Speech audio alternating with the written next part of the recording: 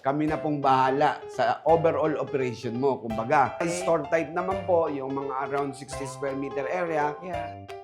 Yan yung Okinawa. Ito naman yung Red Velvet, one of our newest red flavor. Red velvet. Di ba? Red Velvet. Kala mo Parang cake. cake lang. 4 months, ma'am. 4 to 5 months ROA ka na dito. Yung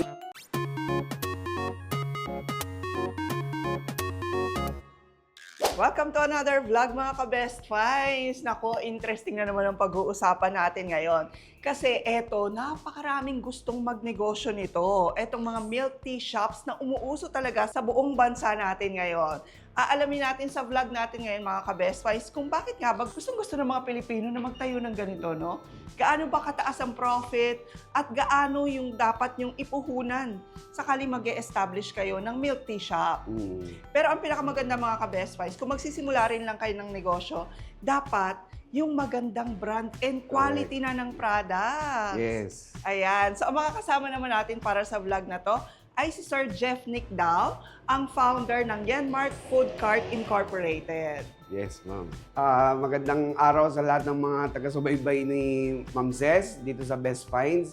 My name is Jeffrey Nick Dao, the owner of Urbanity, your lifestyle milk tea. Ito yung isang magandang brand ng milk tea na matatagpuan nyo sa market ngayon kasi ang ingredients talaga nito mga ka-best finds ay hindi kung saan-saan nyo lang nabibili. Opo, Lahat ng ingredients ng Urbanity ay straight from Taiwan. Yes. Ano po, the best origin ng mga pinakamasasarap na tea sa mundo, Taiwan.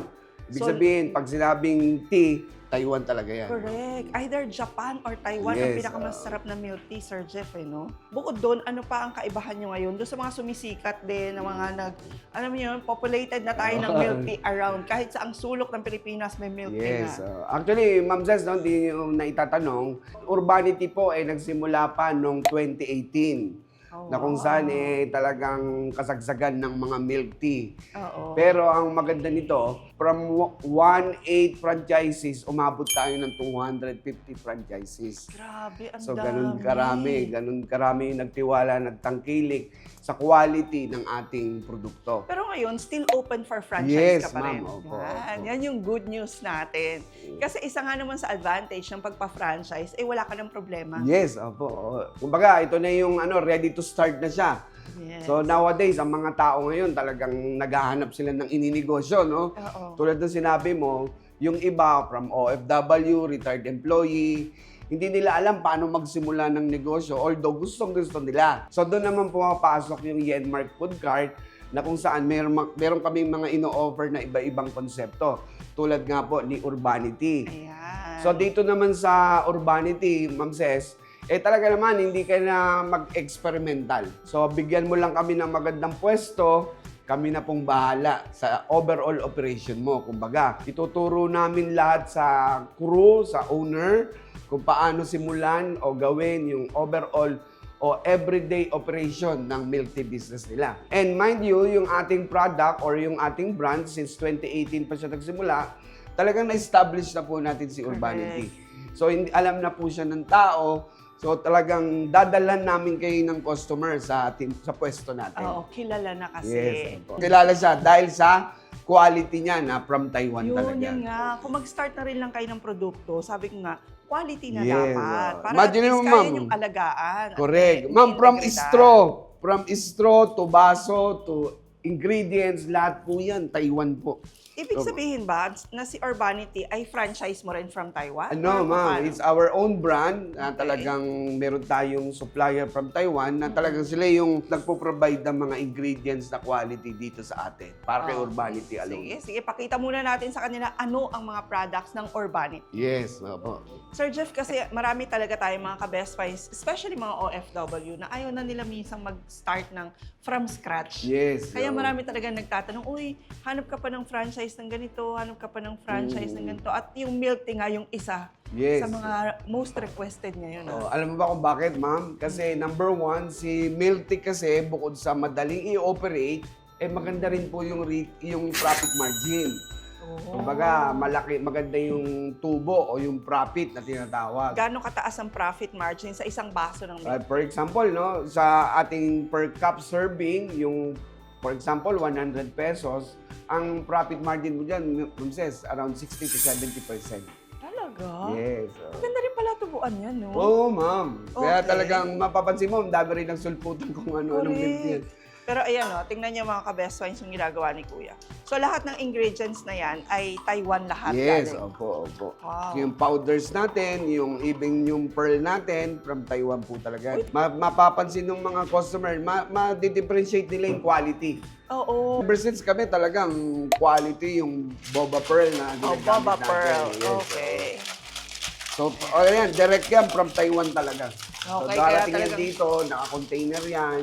Oo. Mapapakita ko sa iyo yung container na ino-order natin every now and then. From Taiwan yun, imagine mo. Ganun ka dami, ganun karami yung siniservisyon namin.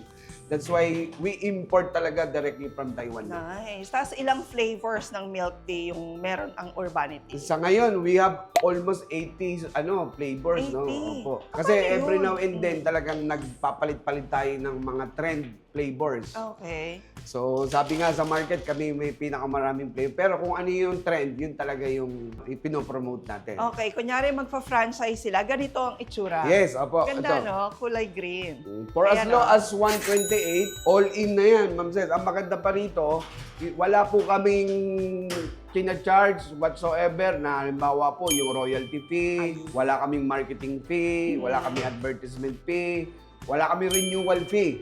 Ayan, yan yung hinahanap natin. Mga walang fee. hidden charges. Yes. Oo. Kasi yung royalty fee sa ibang mga franchise, 10% yan of your Oo, total diba? sales, di ba? Hindi pa nga Normally, bumibenta, ganun sinisingil Iba na sila fix. eh. Oo. So para ka nang umuupa ka na sa pwesto, umuupa ka pa doon sa franchise. Actually, experience ko yan. Kaya naman talaga from the very beginning na nagsimula kami dito, we see to it na yung bad experience namin before, hindi ma-experience ng aming mga franchises. Kasi before, nag-franchise kami, talagang ganun, ano? Bibili ka pa lang ng romance, ng ingredients sa Yes. sa franchisor. Chine-charge kagad nila yung 5% na royalty fee. Hindi mo pa talaga? binibenta yun, ha? Oh, meron pala Ganun. ganun. Oh. Sabi ko, ba't ganun? Buti pa siya kumita na. Kami hindi Hindi pa. pa. Bebenta pa lang namin. Okay. Tapos tingnan nyo, 128,888 lang. Pwede ka na magtayo ng negosyo. So, all in na po yan. Wala pong hidden charges talaga yan. Okay, pero yung 128, pwede pa bang hulugan yan? Tumatanggap naman po kami credit card. Usually, ang Ayan. ginagawa ng aming mga franchises, sinuswipe yung card, then tinatawag din sa bangko para installment. Okay, kasi ang gandang ilagay sa malls. Oo Lalo po, yung mga oo. magbubukas sa inyo, ang daming nagsusulputang mga malls ngayon, no? Oo. Oh, mga train station, yan, magandang location Yes, yan, eh, yeah, no? mga terminals, Na, schools. so, samantalahin nyo yan. Kailangan makahanap na kayo ng pwesto ngayon Yes, pa lang. oo. Iba na pag nauuna kayo. Lalo na ngayon darating na Pasko, Ma'am Ces. Talagang alam mo naman, ang negosyo pag Pasko, lahat, boom.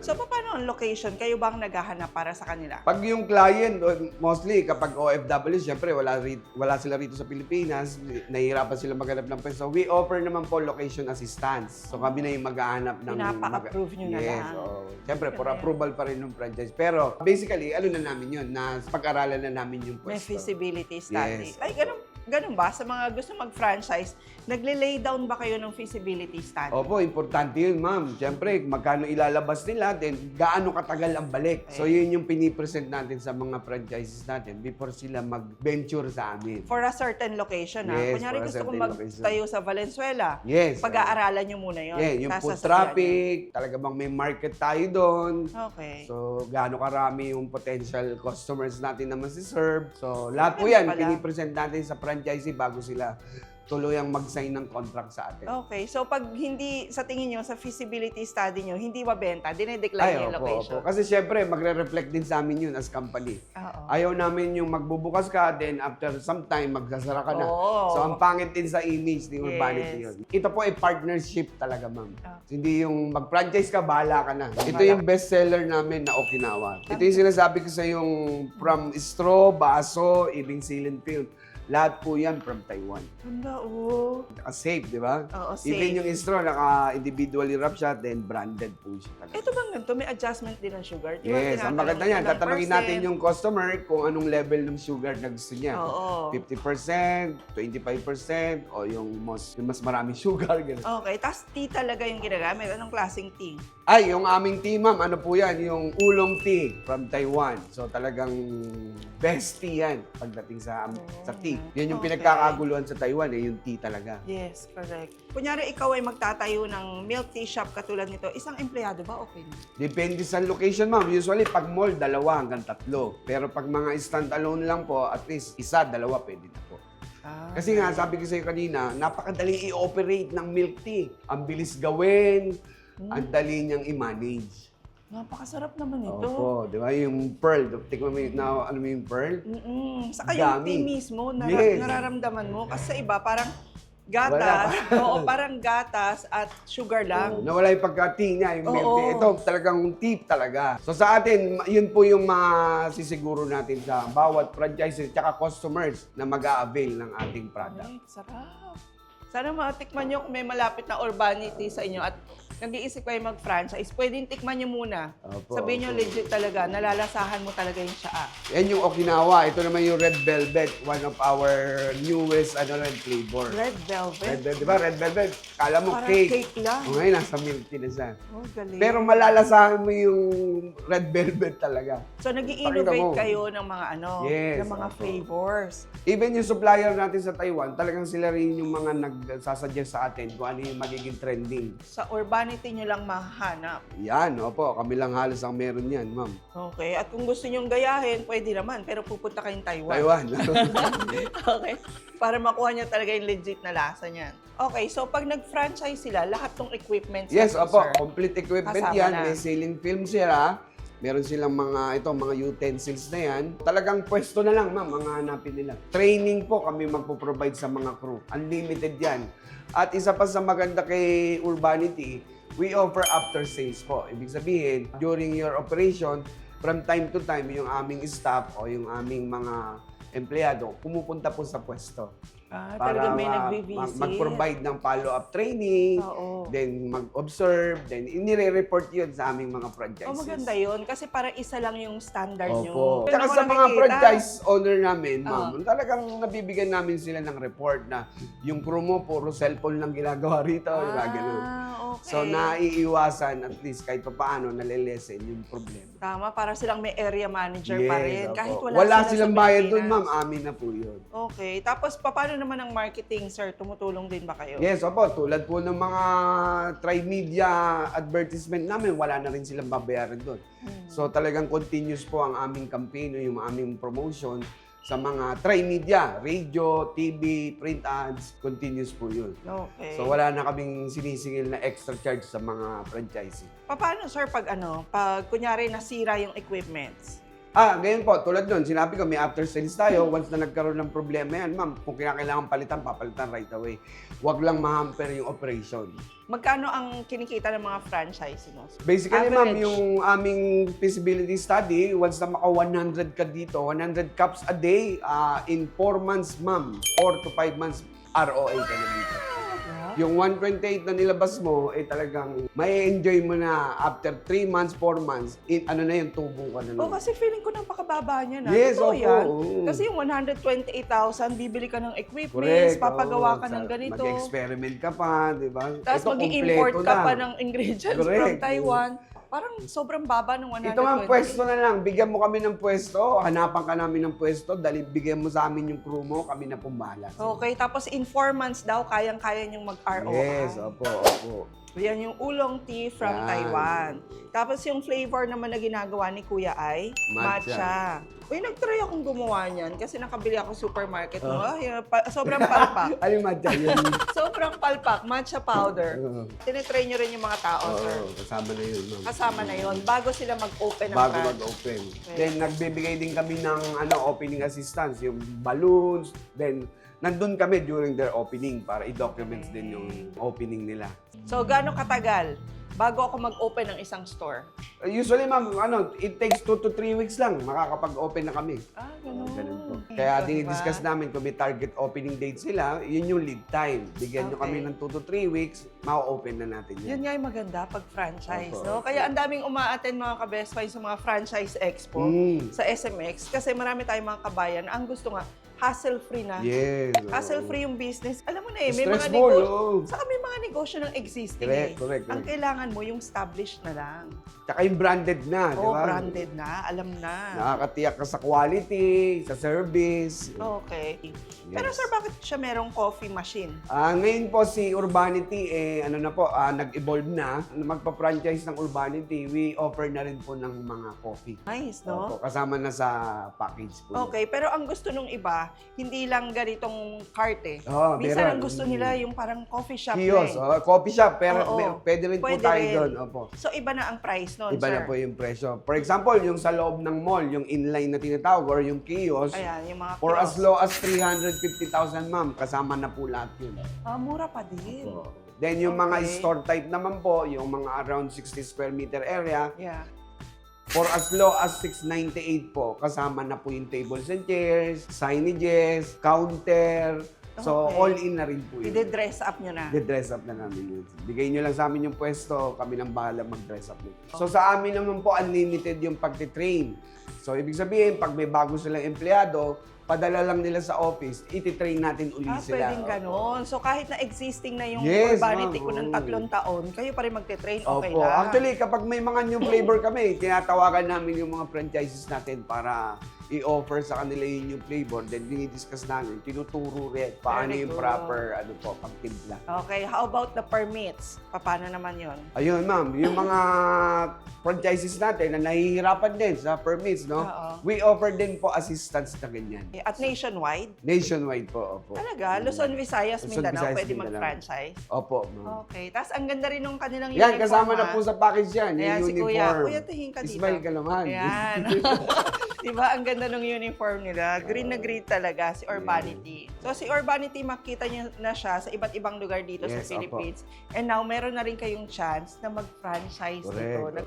Less hassle, less sakit ng ulo. Oo, babantayan mo na lang yung benta mo. Yun, opo.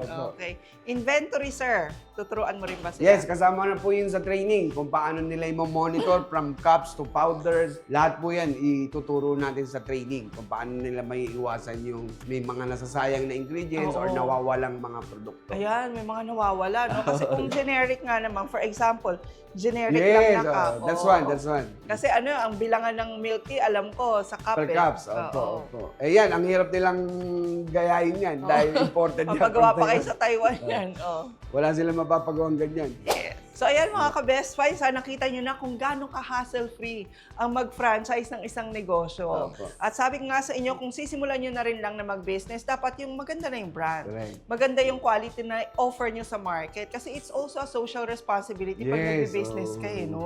Imbitahan po namin kayo sa lahat po ng interesadong magnegosyo, mag-franchise po kayo ng Urbanity, Your Lifestyle Milk Tea. Kung gusto nyo pong bumisita dito sa aming opisina, dito lang po sa 4TV, Scout Ibardolaza, along Timog, Quezon City. Or pwede nyo po kaming i-contact sa aming mga mobile number 0949-889-2827, 0977-806-4213. Or bisitahin nyo lang po yung aming Facebook pages. So doon po sa mga OFW, retired employee na naghahanap o nag-iisip kung anong ininegosyo, andito po ang Yenmark Food Cart para po solusyonan yung inyong problema. Iba pa rin yung may extra income ka. Yes, basket Yeah. of income, ganyan. Correct. Thank you very much for watching our vlog, mga ka-best finds.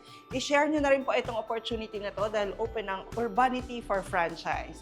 So please don't forget to like and share at mag-comment na rin po kayo. Taga saan kayo at kung gusto nyo rin makapag-franchise nito. Yes. And please don't forget to subscribe and hit the notification bell para lagi po ay updated pag may mga best business tayo katulad nito. And we'll see you again next vlog, ka-best finds. God bless! Thank you.